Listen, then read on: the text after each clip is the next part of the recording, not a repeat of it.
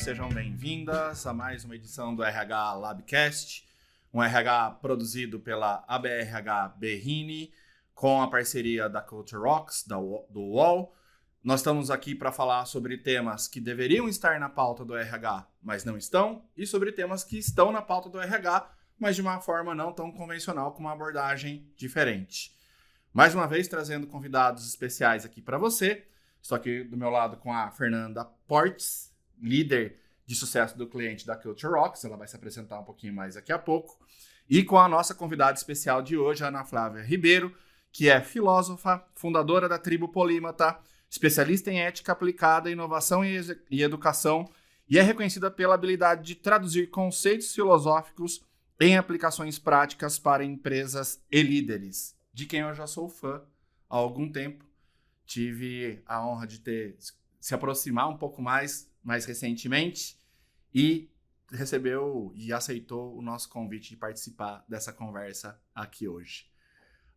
Hoje a gente vai falar um pouquinho mais sobre ética e tomada de decisões nos negócios, como é a visão ética de hoje. A Ana Flávia trouxe essa visão numa palestra em que eu estive no Hacktown e sala cheia, ninguém queria sair da sala, fila para levantar a mão e fazer perguntas e tirar dúvidas, e a crise instaurada lá. E como abordar, então, essas questões éticas no dia a dia. Antes da gente entrar no tema, Fernanda, por favor, se apresenta um pouco mais para a gente, depois Ana Flávia. Prazer, gente. Prazer estar com vocês. Eu sou Fernanda, sou gerente de sucesso aqui da Culture Rocks, então completei meus 6 anos de empresa. Estou à frente de todos os projetos que a gente implementa junto com os nossos clientes, né, no que tange a gestão de desempenho, liderança, desenvolvimento de times.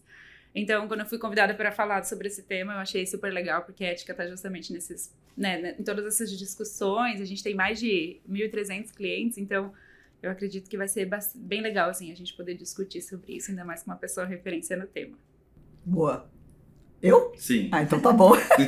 Eu tava pensando quem é essa mulher aí que ele tava falando com esse, né? Coisa chique esse bando de definição. Bom, gente, prazer, que bom que eu tô aqui, feliz, obrigada pelo convite. Sou Ana Flávia.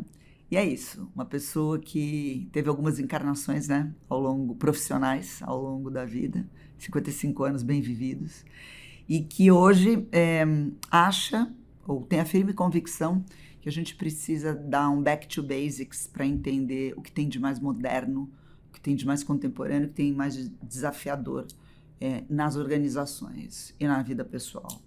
E é a partir dessa premissa, né, que junta tecnologia, e aí tecnologia a serviço de gestão de pessoas, é interessante.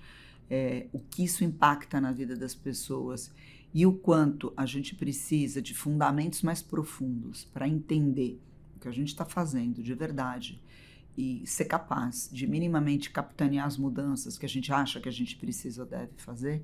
Então é aí que entra o aporte da filosofia. Filosofia não é um substrato oco, filosofia não é algo que a gente não pratique no dia a dia, é que a gente desaprendeu a usar o nome de pensar filosoficamente quando a gente racionaliza e faz uma série de questionamentos mais profundos dentro das empresas. E nada disso me impede de ser uma mulher corporativa também, né? Porque eu lidero algumas equipes em ventures. Bom, eu trabalho com o capitalismo no estado mais bruto, né? E sim, Davi, dá uns baita de uns conflitos aí, e é para isso que a gente aplica a ética, para tentar resolver. Vamos lá. Legal, para legal. conversar. Vamos primeiro aterrissar o tema ética, né? O que é ética no final do dia? Como que é a ética aplicada aos negócios? Com uma nuance aqui pro RH. E, na tua visão, quais são as diferentes visões ou modelos éticos, só para a gente contextualizar um pouco mais? Boa, vamos começar, vamos lá. Eu acho que é ideal a gente separar ética de moral, porque a gente confunde muito as duas coisas, né? Eu falo assim, isso não é uma coisa moralmente aceita, isso não é uma coisa eticamente legal. Principalmente depois que entraram as conversas mais pesadas sobre inteligência artificial e similares, a frase que você mais lê em imprensa ou mais escuta em debates e palestras a gente precisa de uma IA ética, a gente precisa de uma ética forte, a gente precisa de mais ética para poder dar conta dos desafios desse mundo em transformação que a gente está enfrentando. E aquilo foi me dando um nervoso. Eu não sou especialmente conhecida pela minha paciência, né? E aqui a minha paciência começou a ser um pouco tentada quando eu comecei a ouvir esse excesso de frases. E eu parei para conversar com alguns amigos, amigas e companheiros de trabalho. Cara, a gente não precisa de mais ética. A gente tem ética de sobra no mundo hoje. Vamos voltar, né, fazer filosoficamente talvez o que a gente precisa fazer de início, vamos contextualizar a coisa para depois a gente se perguntar se a gente precisa realmente de mais ética e o que é essa ética que a gente precisa, seja para um mundo capitaneado por inteligência artificial e modificação ou por decisões complexas corporativas. E aí a gente observa a confusão entre moral e ética de saída. Porque a moral é um conjunto de regras e valores de um determinado grupo social em um determinado momento histórico. Então, uma empresa, vamos tentar sempre aterrissar isso, tá? Para não ficar muito vago para o nosso querido ouvinte, querido leitor, a gente vai tentar aterrissar isso dentro do universo corporativo. O universo corporativo é uma organização que está, obviamente, dentro de uma outra organização maior, que é a sociedade onde ela vive, mas ela de por si só tem seus códigos e suas normas e suas regras, estabelecimentos do que pode e o que não pode, feito por um grupo de indivíduos. Então, aquilo é uma moral. Na nossa sociedade brasileira ou ocidental do século XXI, quando a gente expande isso para uma sociedade, o que a gente nota?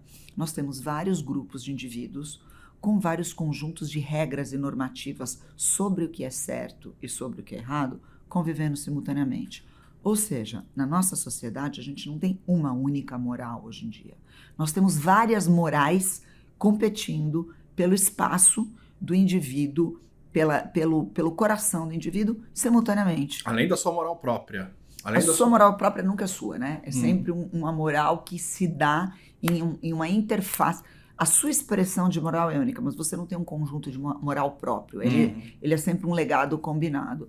Mas normalmente ele está mais próximo a um determinado grupo com o qual você se identifica valores. Então, legal. Então, temos várias morais aí se degladiando. E isso a gente já começa a ver no ESG. A gente vai voltar para essa história mais lá para frente, mas os próprios temas de diversidade e inclusão já refletem isso, e aí a gente vai expandir isso para a ética. Então, a gente já tem um primeiro problema. Temos várias morais competindo, várias ideias do que é certo, do que é errado, do que é bom, do que é mal, dado um determinado momento histórico na sociedade. Mas, para completar, a gente tem um outro degrauzinho acima disso, que é a ética ou as éticas, que é o meu caso. Porque o que é a ética? A ética é a tentativa da gente colocar de uma maneira universal. Então começa o problema, né? As morais são particulares, a ética é universal. Então a ética é uma maneira da gente tentar universalizar esse conjunto de valores expressos nas diferentes morais, de uma tal maneira que a sociedade como um todo consiga se adequar àquilo e coordenar a sua busca do justo, do correto e do bem e do belo. É isso que é ética. Então, temos aí um problema moral, que é particular, histórica, devido a um conjunto expresso em indivíduos e valores num tempo histórico, e a ética que ela tenta ser universal. Só que no século XXI, a gente tem uma outra questão. Ao longo da história humana, né, no desenvolvimento das nossas sociedades, dos nossos grupos de organização, a gente sempre tentou normalizar essa ética, ou seja, dizer, ela começa aqui e vai até aqui, a partir de um conjunto racional. Olha, eu acho que é assim. E de um único modelo. E de um modelo único. Hoje, no século XXI, em uma empresa, em uma corporação, a gente pode ver isso com exemplos claros, a gente tem pelo menos 5 ou 6 éticas que tentam organizar ou universalizar o que é certo ou errado para vários conjuntos de moral. E aí é o inferno em vida. E o que acontece? Isso traz, de curtíssimo prazo, aquilo que a gente já brincou, né, Davi? A falência do código de ética e conduta das empresas tal e qual está escrito hoje. Ele simplesmente não dá conta. Por quê? Porque a gente precisa parar como empresa e pensar qual é a nossa ética e como é que a gente vai conseguir adequar diferentes morais, conjuntos de regras e normas dentro dessa nossa norma ética principal, que é que a gente pode falar na sequência. Então, você comentou de 5 ou 6 modelos éticos, que foi na tua palestra que já deu um debate gigante, né? Porque a gente olha, tem uma ética mais utilitarista das empresas, onde a decisão tem uma visão focada no capital, no lucro, etc. E ali você jogou uma luz dizendo que essa é uma das possibilidades. Você consegue colocar para a gente, de uma maneira bem didática, quais são essas éticas e um resumo delas? Consigo, de maneira didática. A filosofia de uma maneira sucinta. Sucinta. Né? Mas vamos tentar. Mastiga um pouco pra gente. Eu vou tentar. Se ficar muito difícil, por favor, me interrompam, façam perguntas, porque aí, né, a gente vai dar um passo ousado aqui, né? A gente vai juntar gestão empresarial e filosofia bruta no mesmo modelo. Mas vamos tentar fazer isso no nosso espaço de tempo. Eu gosto de trabalhar por cases, tá? Então vamos começar a imaginar por cases. Imagina que você, Davi, é um diretor de tecnologia de uma empresa que teve um vazamento de dados muito grande há uns 3 meses. Então, milhões de dados de registros dos seus clientes vazaram. Você só descobriu agora, conteve isso, as consequências foram sanadas, e aí você precisa decidir se você vai comunicar para o mercado ou não esse vazamento. Esse é o teu desafio ético. E aí eu te dou algumas opções para você pensar. Primeiro, você vai dizer para você mesmo, antes de qualquer outra coisa, esse é um diálogo íntimo, interno seu, antes de ser com qualquer outro par. Eu vou comunicar independente das consequências, porque é dever primordial ser transparente com o mercado. É dever primordial. Essa é uma resposta ética possível. A segunda resposta ética possível. Cara, a gente já conteve o vazamento. Eu preciso parar e pensar o quanto, se eu comunicar esse vazamento ao mercado, todos os meus stakeholders envolvidos no processo vão ser atingidos. Não é só o cliente, são os funcionários da empresa, é a reputação do meu segmento. Será que isso não vai atingir, por exemplo, sistemicamente o mercado como um todo e trazer um dano irreparável para o mercado? Como é que fica o meu acionista nessa história? Como é que fica a minha equipe nessa história? Então, eventualmente até o debate de políticas públicas que estão girando em torno disso. Sistêmico, né? Então, assim, se eu comunicar esse vazamento agora, que já foi contido, eu vou estar trazendo um maior prejuízo ou um menor prejuízo para todos os envolvidos. Segundo desafio ético. Terceiro desafio ético. Você olha para o espelho e pensa, que raio de pessoa que eu vou ser se eu não fizer a coisa correta?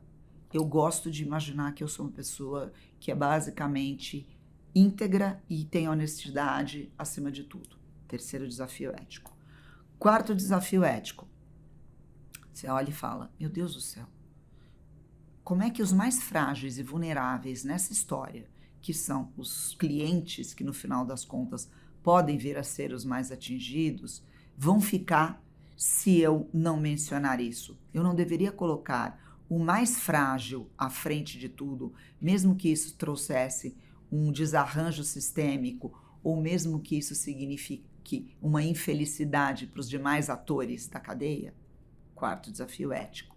E o quinto desafio ético é você parar e olhar aonde está esse erro todo que aconteceu, e você descobre que está na intersecção homem-máquina, que é um novo modelo ético, que não é um modelo ético humano exclusivamente, é numa intersecção tecnológica. Então, só aqui eu te trouxe 5 grandes modelos éticos que estão convivendo dentro de uma empresa. Cada um deles tem um nome. Então, vamos para o primeiro.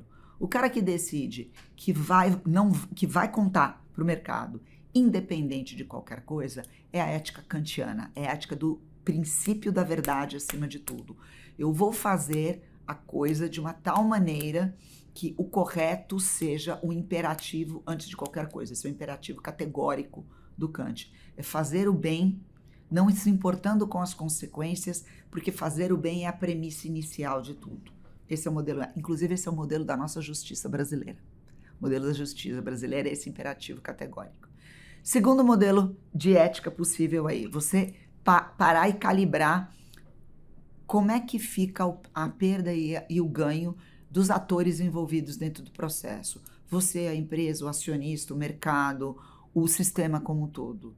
E aí você tenta calibrar o máximo de bem-estar e felicidade possível, ou menor quantidade de prejuízo possível para todos os envolvidos.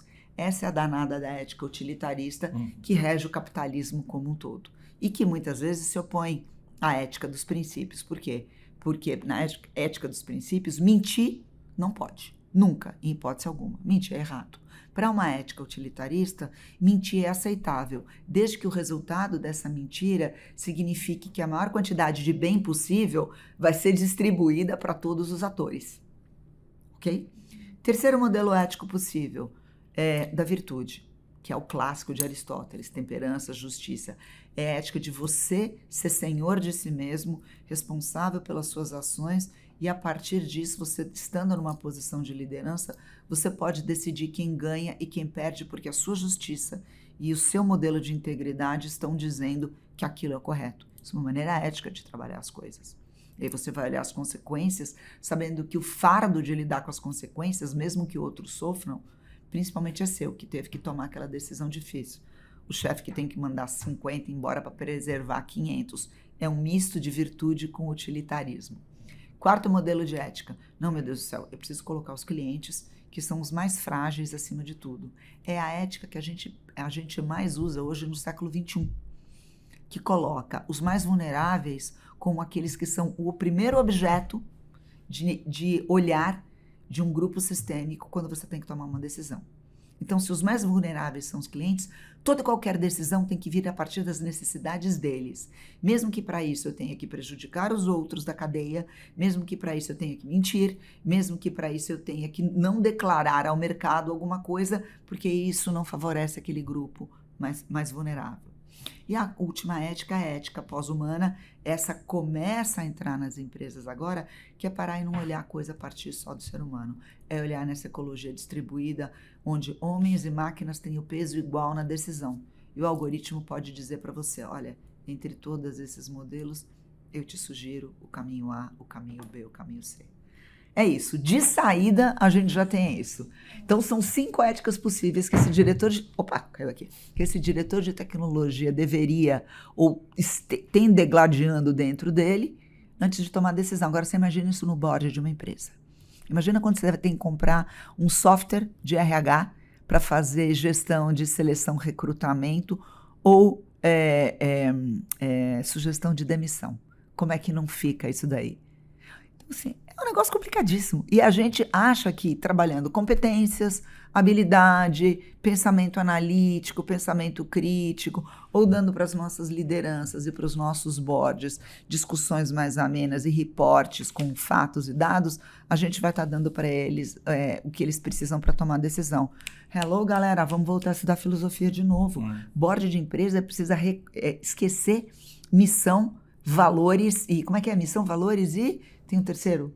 Missão, visão e valores. Exatamente. Vocês precisam voltar a reescrever as virtudes que vocês acreditam que a empresa de vocês tem que praticar, porque só a partir daí vocês vão conseguir refazer o código de ética da empresa e a partir daí ter missão, valores e aí o teu código de conduta e compliance alinhado com isso. Mas você acha que é possível coexistir esses formatos de ética numa organização, por exemplo? Totalmente, e cada um deles implica ganhos e perdas, né?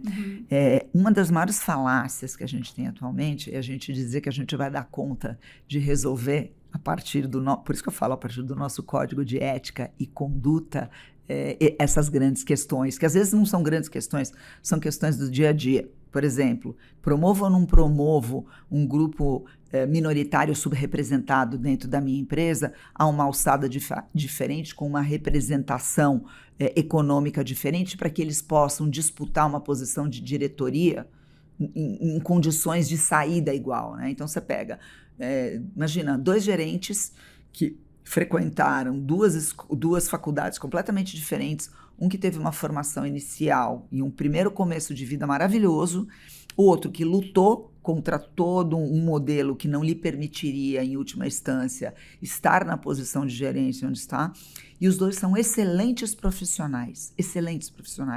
Qualquer um que for alçado aquela vaga de diretor, que é o passo para cima, pode desempenhar bem e performar bem. Só que um tem o capital social que o outro nunca teve oportunidade de ter. Um teve toda uma rede de networking prévia que o outro nunca teve oportunidade de ter. Talvez fosse justo você pagar para esse que não teve a possibilidade 1 ano de Harvard para ele desenvolver um capital social equivalente e aí sim você poder fazer uma decisão de patamar igual? Mas peraí, aí eu estou ferindo o princípio de que eu estou usando uma ética que valoriza a justiça social, mas eu estou ferindo uma outra ética. Eu estou ferindo a ética que parte do pressuposto que o que é comum e básico, igual a todos, é inegociável. Então eu tenho conflitos éticos tremendamente latentes dentro das empresas acontecendo a cada momento e a gente dizendo que a gente precisa de mais ética. Eu falo, gente, não precisa de mais ética. A gente precisa entender, dentre esses princípios universais, quais aqueles que a gente realmente acredita enquanto companhia, enquanto corporação, e desenhar a nossa ética, que talvez seja uma mistura de 2 ou 3 modelos a partir disso, mas sabendo que ética de verdade, ela só existe em momento de ação, não é em momento de discurso, né? Você só coloca uma ação ética para valer quando ela deixa de ser algo falado e ela passa a ser exercida numa ação. E aí você tem que colocar esses pesos e medidas em cima da mesa. Remuneração, a gente vê isso direto. Ou seja, não existe diferença, não existe tomada de decisão antiética. Existe uma tomada de decisão antiética a partir de uma determinada perspectiva. Ai, como você é inteligente, como meu amigo. Eu estudei. Como é bom isso. Fiz a lição de casa. É isso, é assim, existe o antiético dependendo da ética que eu estou usando, né? Que é esse debate, esse conflito entre a ética organizacional e a minha abordagem ética, a minha visão diante daquele ponto. Exatamente. Por isso que é tão frouxo e falacioso dizer essa decisão não é uma decisão ética. Se a minha decisão for uma decisão utilitarista, até o último fio de cabelo, eu acredito que eu posso mentir para os meus acionistas, ou eu posso mentir para o mercado, ou eu posso mentir para os meus funcionários, porque em função dessa mentira, o resultado dessa empresa daqui a 6 meses vai ser melhor e o meu acionista vai fazer o quê? Vai ter uma recompensa econômica, os meus funcionários vão ter uma recompensa econômica e o mercado vai ter um produto melhor, então eu minto. A gente vê isso acontecendo todo o tempo nas plataformas e nas big techs. O design de um algoritmo hoje de captura e retenção, ele é basicamente feito à sombra dessas discussões éticas que já foram realizadas e a decisão foi muito clara. Eu não vou comunicar ao mercado as reais consequências, ou não vou comunicar ao usuário as reais consequências daquele algoritmo. Por quê? Porque eu acredito que a médio prazo, ocultando isso do mercado, eu consigo estudar isso de uma maneira melhor, aplicar os guardrails e quando eu lançar esse novo produto ao mercado, ele vai trazer muito lucro para o acionista e eu garanto que eu vou ter os guardrails e as seguranças e aquilo não vai afetar. Mas eu não vou falar para as pessoas que em período de teste isso pode acontecer. Antes da sua próxima pergunta, Fernanda, teve Faz sentido? Um caso esses dias ontem, que eu vi um artigo do primeiro garoto, 16 ou 17 anos, que cometeu suicídio incentivado pelo ChatGPT-4. E o advogado entrou na justiça contra a OpenAI com provas, porque obviamente as conversas estão salvas, desse garoto com o ChatGPT, e o ChatGPT estimulando o ato suicida deste garoto. E já veio uma declaração pública da OpenAI de que, resgatando inclusive uma espécie de assumir culpa do Sam Altman lá atrás, de que quando o 4o foi lançado, eles não testaram todos esses guardrails. Então eles queriam justamente colocar esse produto em live para que fosse testado, mas que obviamente eles não imaginariam que a consequência chegaria nisso. E aí tomaram toda uma ação de voltar aos guardrails, voltar às questões de segurança que tinham anteriormente. O que é muito interessante, porque a gente sabe que sempre a tecnologia ela avança mais do que os debates, né? Que a gente acaba tendo em alguns aspectos do negócio, né? Os debates são sempre os mesmos, né? O que muda é a potência com a qual isso é estendido hoje para a sociedade. Eu acho muito interessante, Davi e Fernanda, essas nossas discussões hoje tão focadas em cima e demonizando a OpenAI ou as outras Big Techs, né? Candidatas a Big Techs, né? Eles não são Big Techs ainda. E a gente coloca o problema na OpenAI, a gente coloca o problema na inteligência artificial. Como se o problema não estivesse aqui, né? Como se o problema não estivesse aqui nessa sala, nessa corporação, nessa empresa, na minha família. Ele está sempre alocado naquele vetor externo. Porque, em última circunstância, os grandes modelos de linguagens são o suco puro da humanidade destilado. Né? Então, você está dizendo para uma ferramenta que é o puro suco destilado de toda a verve linguística humana, e a gente se fere hoje, se machuca, se provoca danos e toma decisões, expressa tudo através da comunicação, que ela não pode se comunicar como seres humanos o fazem. Eu tenho mais preocupação hoje com um ambiente como o Discord, por exemplo, que não tem, em teoria, tanta conexão assim com discussões fomentadas por um chat GPT, onde jovens são estimulados a fazerem coisas horríveis mesmo, vocês sabem disso, vocês acompanham isso, por outros jovens, e aí sim, com um algoritmo intermediando o meio do caminho. O que é a empresa? Eu não sei, não lembro qual é o nome da empresa que é dona da Discord. Bom, enfim, o que o pessoal lá que é dono do Discord faz? Eles calibraram eticamente a situação do ponto de vista utilitário.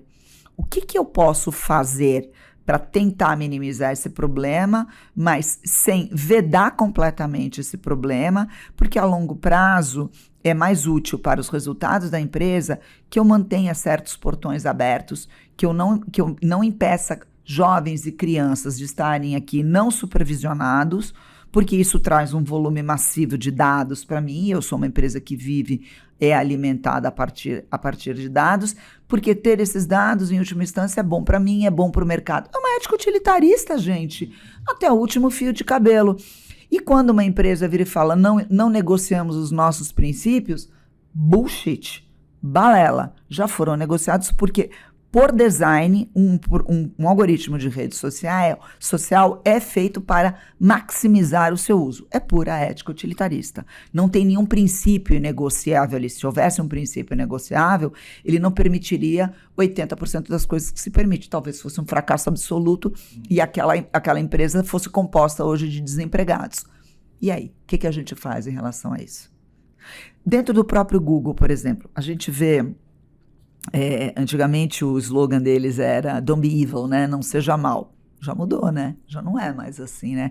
Porque se você tentar qualificar em uma plataforma o que é bondade e o que é maldade, você vai enlouquecer. Então, o Google hoje trocou muito sutilmente o modelo ético dele para um modelo utilitarista, não está utilizando princípios inegociáveis, como a justiça pede. Por isso que a justiça tem tanto problema em enquadrar. Justiça brasileira, americana, europeia, tem tanto problema em enquadrar o Google. São modelos éticos completamente diferentes. Enquanto a justiça, ela parte do princípio que há certos parâmetros que são inegociáveis, para o Google, o que vem primeiro é a máxima utilidade possível, seguida, aí sim, de uma ética que eles tentam investir para provar que eles não são tão venais assim, que é a ética da virtude, a ética da justiça social. Eles dão muito espaço e acesso a grupos sociais, e esses grupos sociais fazem o quê? Tem uma representatividade dentro do Google maior. Com isso eu acalmo consciências. Mas é um modelo. Olha, e assim, eu tô falando demais, mas eu queria inverter. Agora eu vou entrevistar vocês precisam me ajudar. Porque é uma coisa que acontece mesmo. Eu sou perguntada e muitas vezes eu não tenho a resposta. Esse problema todo de ética, pelo menos em grande parte das corporações que eu tenho conversado hoje em dia, acaba sendo problema do RH. O RH que tem que lidar com isso. É ou não é? Né? É um problema do RH. E aí, terceiriza a responsabilidade pela decisão, em alguns casos. E assim, acho que já deu para perceber, pelo menos na minha crença, que isso não é um problema do RH. Mas partindo do pressuposto que vão virar e falar, o RH precisa liderar essa frente, você acha que as empresas estão preparadas para começar a conversar sobre essas questões éticas? Porque a impressão que eu tenho, Fê, e meu amigo Davi, é que as empresas, elas usam muito mais a questão de vamos trabalhar a questão de ética sob o desenvolvimento das habilidades e competências individuais do colaborador, ao invés de olhar o treco de uma maneira mais sistêmica, né, de uma maneira mais parruda. Eu estou errada? Essa bucha volta para vocês e acaba caindo mais ou menos nesse lugar? Sim, nossa. Aqui como a gente implementa, né, gestão de desempenho, o principal desafio ali do RH é muitas vezes são terceirizadas decisões para que o RH consiga, de fato, ali, às vezes, dar a palavra final, né?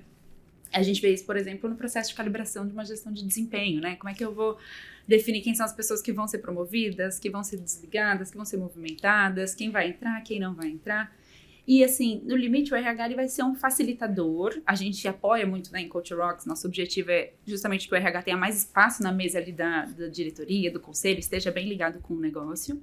Mas eu entendo que a discussão de ética, ela não é uma decisão isolada do RH, né? Precisa ser um nível ali de diretoria, de conselho. As pessoas mais influentes ali devem discutir isso de uma forma até muito mais prática. Então, quais são, de fato, os maiores conflitos e questões ali daquela organização, daquele mercado, possíveis riscos e ameaças que estão por ali, e, de fato, discutir isso num nível muito mais, tentando conectar essas morais que acontecem de forma individual, no que vai ser a ética daquela organização e como é que você traduz isso de cima para baixo ali, então, tanto para suas lideranças, quanto também para o RH, para que eles consigam fazer essa conexão. Então, assim, do que a gente discutiu, eu iria muito mais para essa lógica, tentando conectar com a realidade de Culture Rocks, mas não sei, Davi, o que você pensa?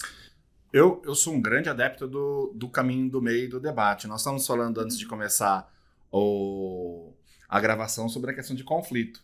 O quanto o conflito não é contraprodutivo. Pelo contrário, ele é um elemento produtivo das organizações e, na maior parte das vezes, as organizações veem o conflito como uma questão que precisa ser dirimido, abafado, evitado. E esse tipo de debate, principalmente os debates das questões mais duras, que parecem ser mais filosóficas, mas que estão muito relacionados a aspectos do dia a dia, total, práticos e de tomada de decisão, eu vejo que o conflito é onde a gente consegue encontrar esse, se não um consenso absoluto, pelo menos uma orientação onde todos estão confortáveis ou pelo menos alinhados em relação a isso. Eu acho que o problema, desculpa te cortar, mas o problema é quando a gente terceiriza a tomada de decisão e fala, é uma política de RH. Ou, não, foi uma ordem da diretoria. E tudo bem ser uma política de RH ou uma ordem da diretoria. Mas quando a gente encontra um embate entre esses dois elementos, por que não sentar e estimular um debate em cima daquilo? Devemos rever a política do RH? Devemos rever a ética, a visão da tomada de decisão da diretoria? A gente está indo num caso de avaliação de desempenho, não está funcionando. Será que a gente tem que rever o modelo? Será que a gente tem que rever a forma? Será que a gente tem que treinar as lideranças? Cara, é assim, Culture Rocks. É assim, eu queria muito que em alguma empresa, quem sabe vocês, colocasse dentro, porque essa questão da ética, para mim, ela está literalmente cozida dentro da cultura da empresa. Porque ela fala diretamente aos valores que nós acreditamos, a quem nós somos, ao que a gente acha que é justo, bom, correto e os meios com os quais nós podemos alcançar o que nós nos propomos a alcançar. Então, assim, ela está muito entranhada com ações específicas. E essas ações específicas, elas são basicamente o caminho dos desejos e da cultura da empresa. Então, para mim, a discussão ética, quando ela bate nisso, ela deveria subir para o andar de cima da empresa e ela é muito top-down. E assim, claro que quando é uma empresa de dono, por exemplo, tende até a ser mais fácil, porque a gente cai em conceitos como o da meritocracia. Normalmente, empresas de dono, elas são muito meritocráticas e a ética da virtude, né? Eu tenho em cima da minha figura, da pessoa que construiu ou das pessoas que construíram isso, a ideia de que nós agimos de uma maneira boa, justa e correta, por isso que nós estamos onde a gente está, e é isso que a gente quer deixar de legado, né, para as próximas gerações. Então, falar de ética e cultura em empresas de dono, às vezes é mais fácil. Ela pode ser uma ética mais dura. mas ela costuma ser mais fácil. Por quê? Porque ela está ligada aos valores, né, e a moral daquele grupo de fundadores de uma maneira muito transparente, muito clara. O problema é quando a gente vai para uma corporação que é mais difusa, né? Startups, a gente vê muito isso, ou empresas maiores, empresas de mercado.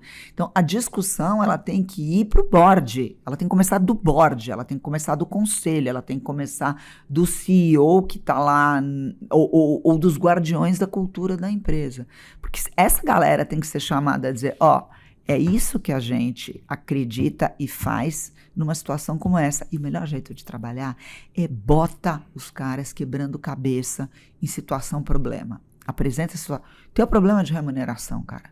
Te garanto que na hora que você falou sobre o teu problema de remuneração, algumas pessoas devem ter dito, a gente precisa remunerar de uma maneira diferente pessoas historicamente em situação de vulnerabilidade. Ou a gente precisa abrir uma possibilidade aqui de fazer uma reparação para um determinado grupo. Mas se eu fizer uma reparação aqui, como é que fica aquele grupo ali?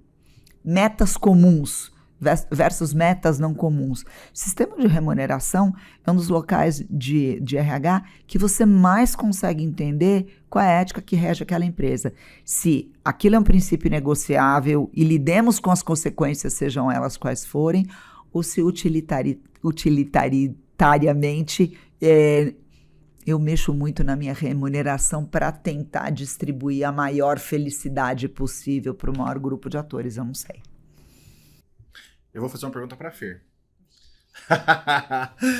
Você vê esse... Porque você atiçou a curiosidade, porque sendo de RH, geralmente as empresas, algumas empresas, não todas, colocam a questão de performance atrelada a uma questão financeira. E aí quando você mexe no bolso, você mexe não só numa questão de fico aqui ou não, mas qual que vai ser daqui para frente o pagamento do meu boleto.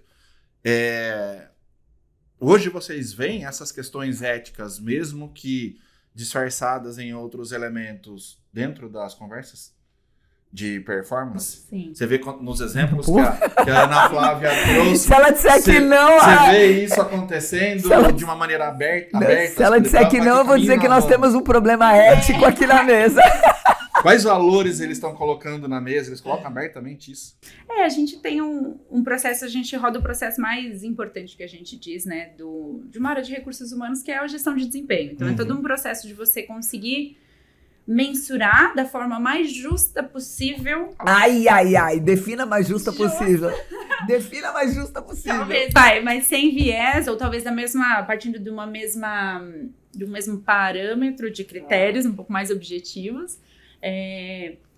E fazer essa avaliação da entrega daquela pessoa, né? E aí a gente tem muito esse processo de que quando você coloca avaliação no ar, tem empresas, e aí tem vários modelos de avaliação. Então existe um modelo de apenas o líder avalia a pessoa, tem o 180, que é a autoavaliação com o liderado, e tem o de pares. E aí tem dilemas no sentido de tem empresas que deixam o colaborador indicar quem vai avaliar ele. E aí você já tem um possível conflito que eu posso indicar o Davi é meu amigo. Meus coleguinhas. Meus coleguinhas, isso vai subir minha média. Então tem empresa que faz uma liberação e é totalmente flexível. Tem empresa que deixa indicar, mas o gestor valida. Então a gente vai tendo, né, nesse processo, várias formas de ter flexibilidade, mas você também ter algum nível de controle com esse objetivo de talvez garantir que as pessoas estejam na mesma régua. Então, mas eu estar na mesma régua é que é o complicado. Porque estar na mesma régua significa o quê? Que todo mundo vai, de alguma maneira, receber uma porção daquela felicidade. Eu estou falando de valor financeiro, eu estou falando de quantificar felicidade. Vai receber uma porção daquele bem-estar, mas se para eu receber aquela porção de bem-estar, eu preciso sacrificar e trazer infelicidade para outros grupos no meio do caminho, sendo que o resultado final em teoria é melhor para todo mundo. Eu faço isso, a empresa faz isso, ela sacrifica... Ela pode sacrificar felicidades de grupos, de setores, de departamentos, etc, etc, porque ela entende que aquilo é melhor para o grupo no geral? Vai depender de cada empresa. Mas você vê que isso pode acontecer. Sim. E você vê a empresa que tem algum valor inegociável, vou dizer, isso aqui eu não vou negociar.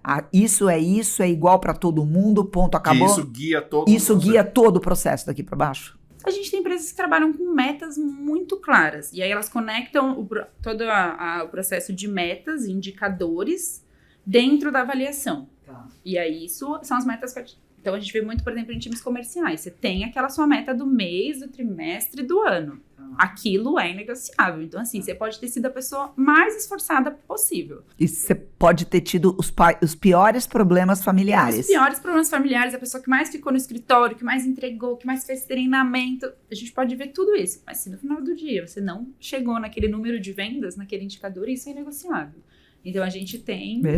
É isso. Né? E aí você coloca, por exemplo, alguém que vai dizer, poxa vida, esse modelo ético dessa empresa é um horror. Por quê? Porque ela coloca o lucro acima de tudo, o resultado acima de tudo. Outra pessoa pode dizer, não, essa empresa tem uma ética deontológica de saída muito clara. Aqueles são os valores da empresa e são inegociáveis. E alguém pode dizer, mas e como é que fica alguém que teve... pai morreu, a mãe morreu, o cachorro morreu, o filho está doente, etc, etc. E por conta de uma série de fatores, greve da Petrobras, caminhoneiro, etc, etc. Greve da Petrobras, um cara mora lá na periferia, não consegue chegar. A ética da justiça, como é que fica? Não rola, porque ela tem uma outra coisa. Então eu posso dizer que aquela empresa, ao mesmo tempo, é super ética e antiética. A minha Faz próxima... sentido? Total. A minha Faz próxima sentido? pergunta era, inclusive, sobre se os resultados se sobrepõem à ética. E a Fernanda trouxe um exemplo que, no caso de vendas, eventualmente... Mas cara, aqui não o dá número... pra dizer. Então, mas você não E pode qual- dizer que isso e não qual é uma ética? atitude ética. Exato, Você tem que ver qual ética rege esse modelo de ser. Então, no final do dia, pensando alto aqui, para que as pessoas tenham clareza sobre o que está na mesa, seja na avaliação de performance deles, seja na tomada de decisão da organização, a transparência é a chave? Esse pergunta é perguntar para a empresa. Me fala claramente qual é o seu modelo ético. Ponto. O que rege? Declarem. Declarem. É o cuidado com o outro acima de tudo? Ética da justiça. É princípios inegociáveis? Não mentir, não roubar, nananana, em cima da mesa. Então, eu já sei, se eu sou o diretor de TI, se a ética da minha empresa são princípios inegociáveis, eu já sei o que eu tenho que fazer no vazamento. A minha ética e a ética da empresa estão juntas. A ética da empresa qual é? Utilitarismo. Queremos ser a melhor empresa para a maior quantidade possíveis de pessoas e fazer o bem no mundo, tá? Isso me permite mentir em determinadas circunstâncias se eu sei que o resultado da minha mentira vai ser bom para todo mundo? Você começa a jogar as pessoas na parede, elas têm que declarar isso. Então, eu peço para as pessoas claramente, me dá o modelo ético da sua empresa.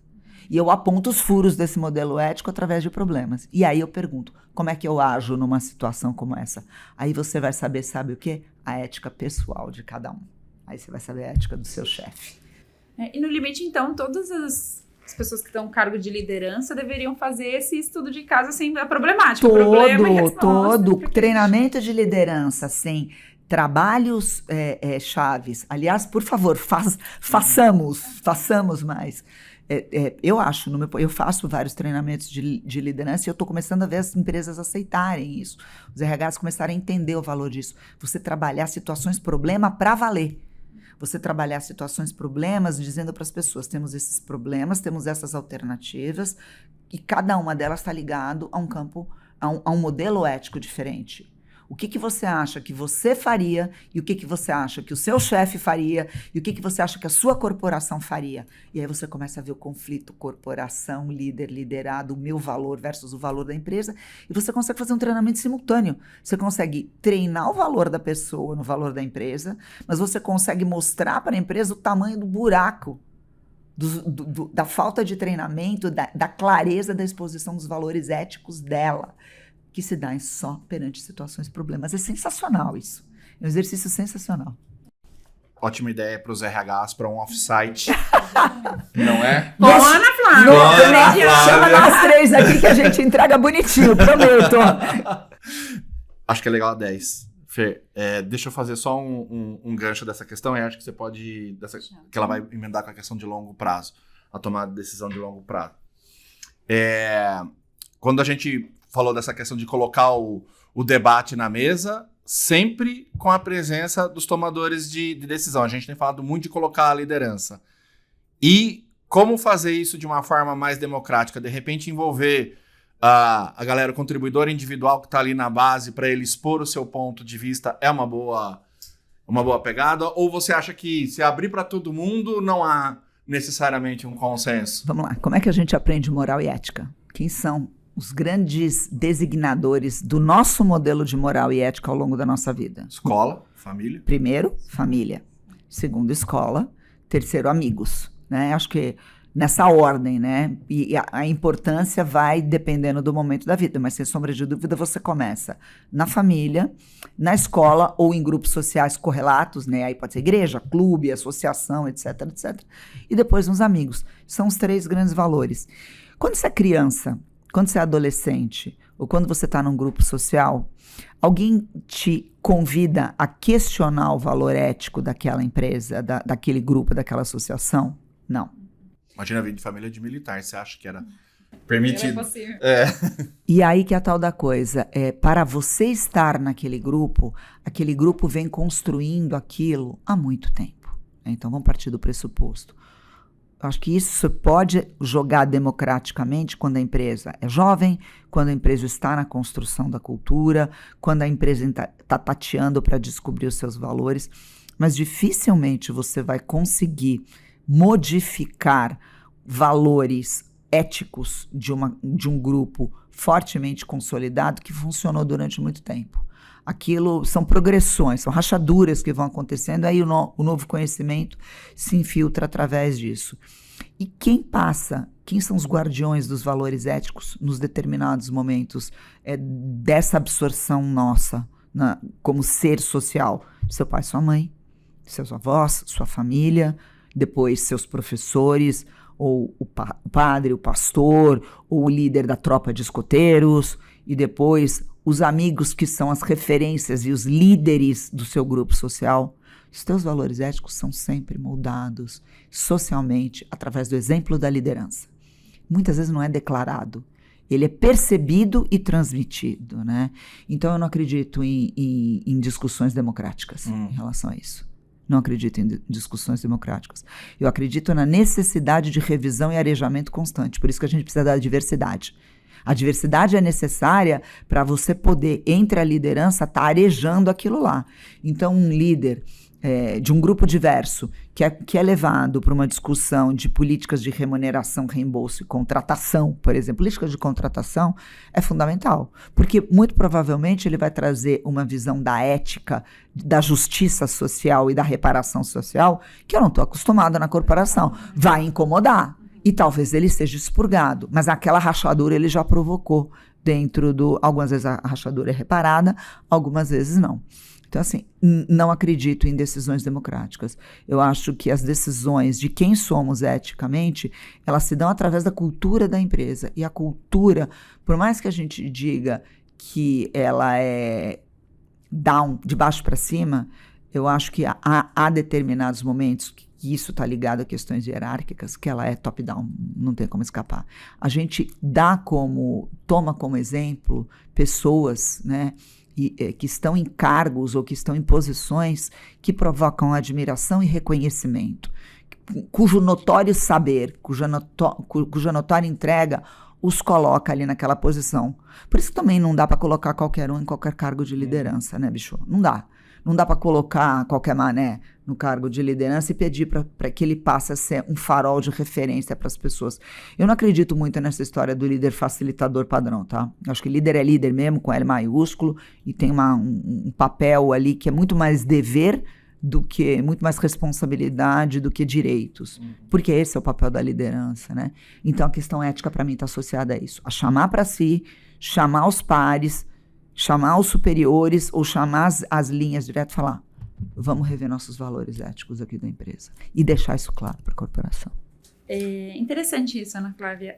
Quando você fala que as decisões elas precisam estar centralizadas ali no board e ser mais top-down, como que você vê isso no longo prazo? Então, como que esses modelos éticos vão definir e moldar a cultura das organizações ao longo dos anos aí? Pode resposta polêmica? Antes de eu dar minha resposta polêmica, eu quero perguntar para esse meu amigo aqui, o que você acha disso?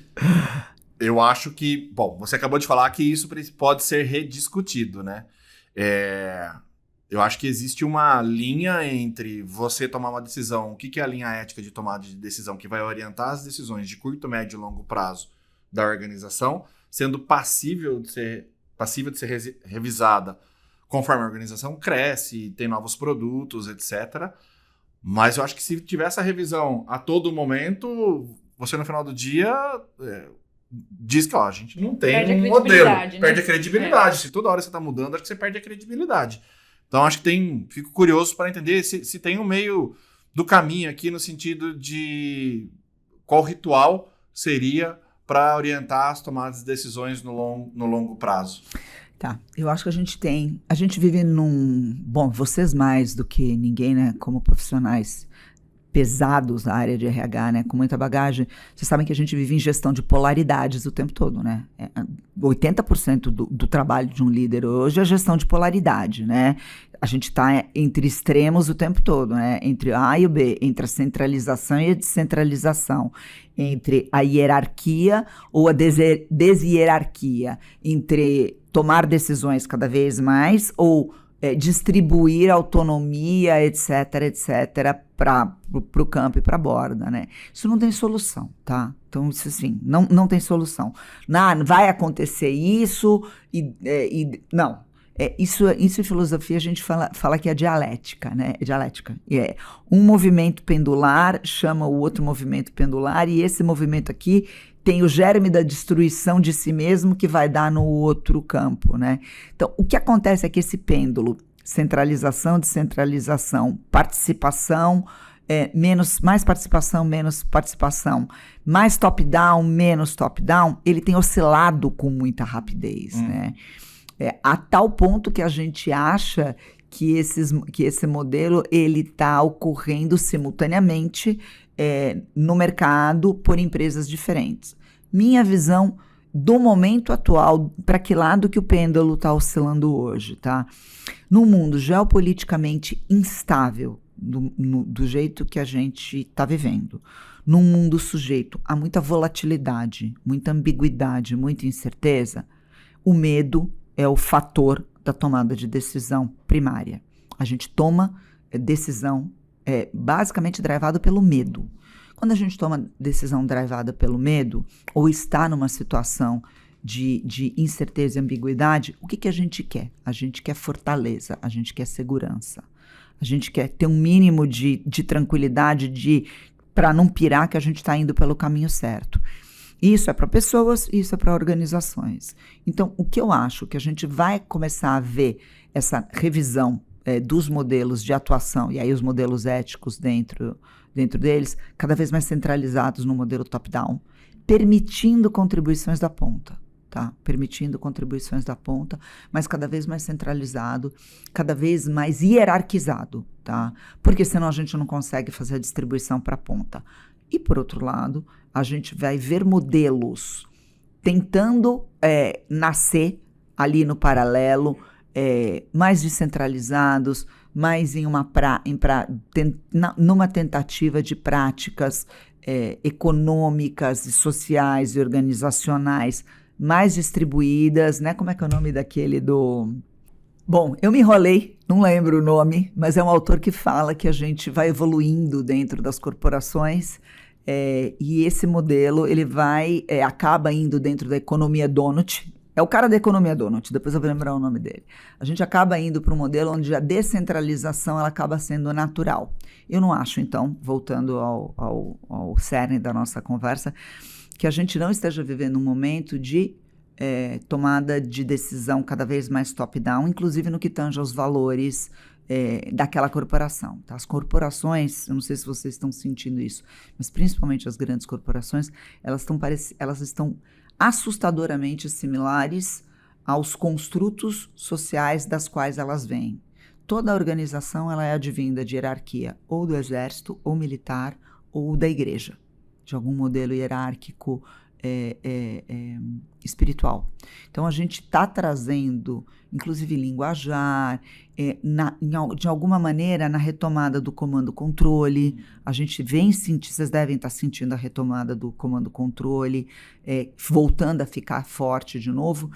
Isso me fala que a própria revisão dos modelos éticos está se tornando fundamental para refletir esse novo momento, que para mim nada mais é do que um reflexo de um mundo que está extremamente volátil, extremamente inseguro, e as corporações estão, sim, um pouco perdidas, sem saber muito bem para que lado vai.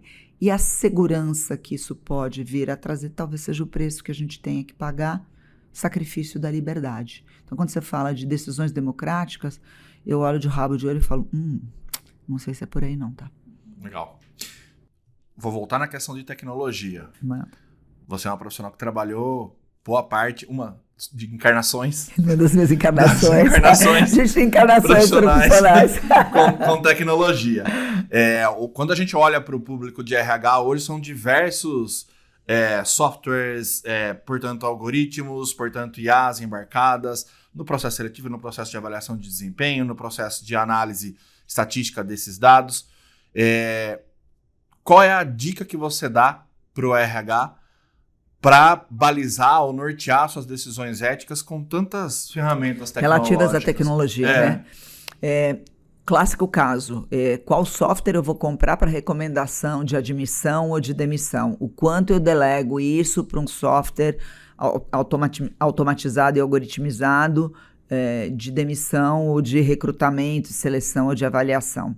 Eu acho que assim, todo RH, quando vai fazer uma escolha de uma ferramenta, ou fazer uma recomendação de uma ferramenta, ou fazer um treinamento, a primeira coisa que ele tem que pedir para a empresa que vendeu e que está te dando aquele treinamento daquela ferramenta é: qual é o design ético desse treco?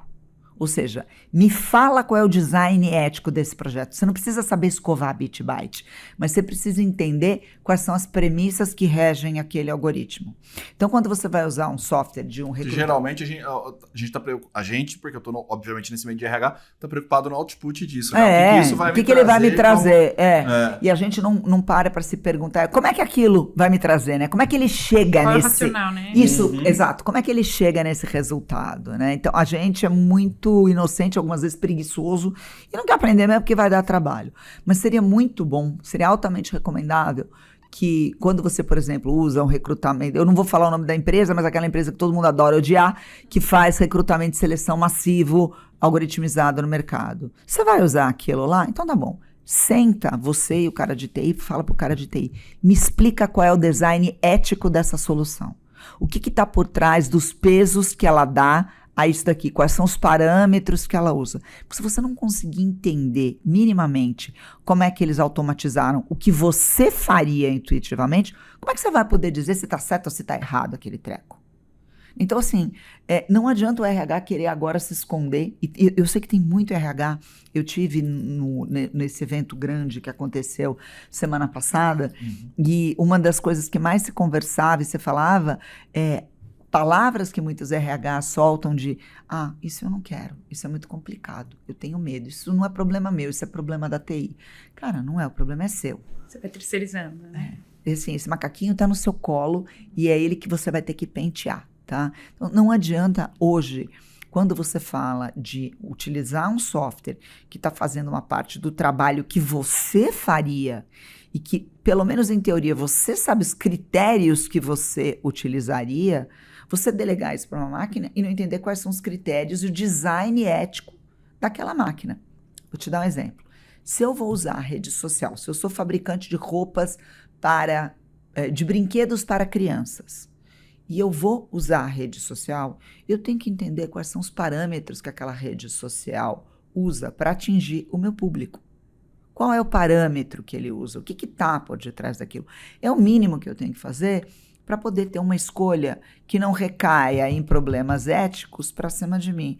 Eu, como RH, a mesma coisa. Estou usando um software, eu não preciso entender bits e bytes dele, eu só preciso entender qual é o design ético que está por detrás dele. Isso é muito fácil.